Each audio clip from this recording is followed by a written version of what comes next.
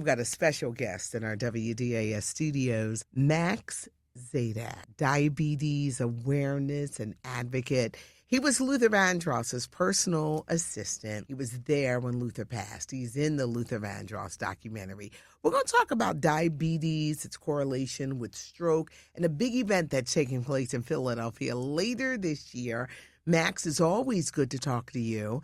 How important is it that we keep beating the drum for this message about diabetes? First of all, you're amazing and you're such an inspiration. I'm so happy I could be here.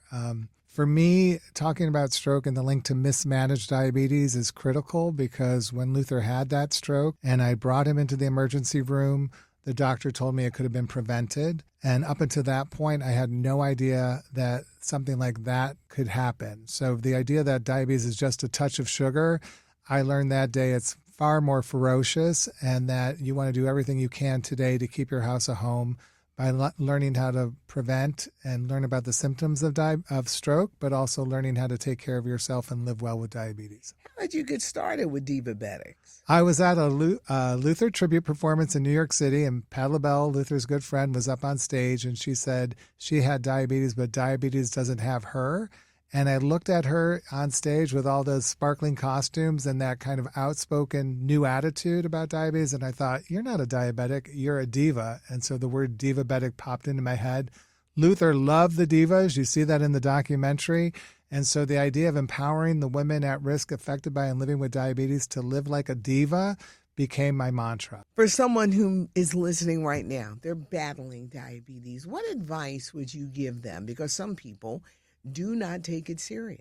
It's hard. There's a lot of denial. You have to learn to accept it. I think self-love to begin with, because the journey is really about taking small steps. But, people who are listening right now who hate to get in front of the camera is the first thing, I think, in moving forward, to embrace the moment, to understand your worth, to understand that the people around you, your coworkers, your family, and your friends want you to live happy and healthy. And if you can't find it inside yourself to start those small steps, maybe you could look around you and see the support and encouragement you need from the ones you love. When you found Luther Vandross at that time when he had the stroke and the doctors told you this could have been avoidable, what went through your mind at that time? Scarred my heart. It haunts me to this day.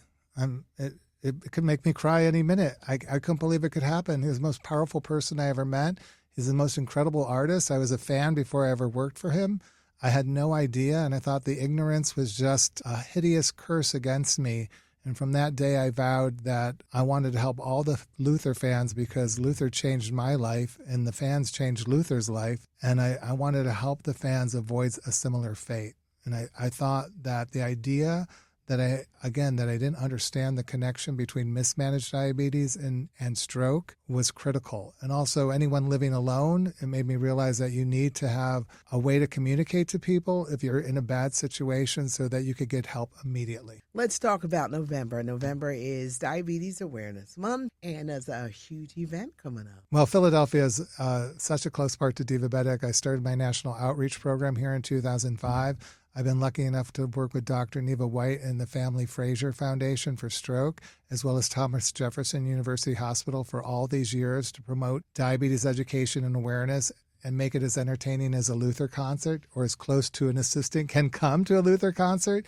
So I'm just excited to come back with a fashion show, cooking demonstrations, chair exercise, and really talking a lot about, Patty, something close to your heart too, about just the need to take immediate action if you're having symptoms of a stroke or someone you love is having the symptoms.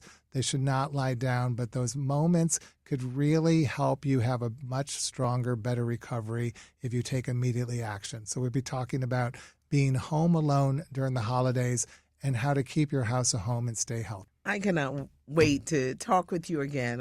I'm all in to help you with it. But thank you.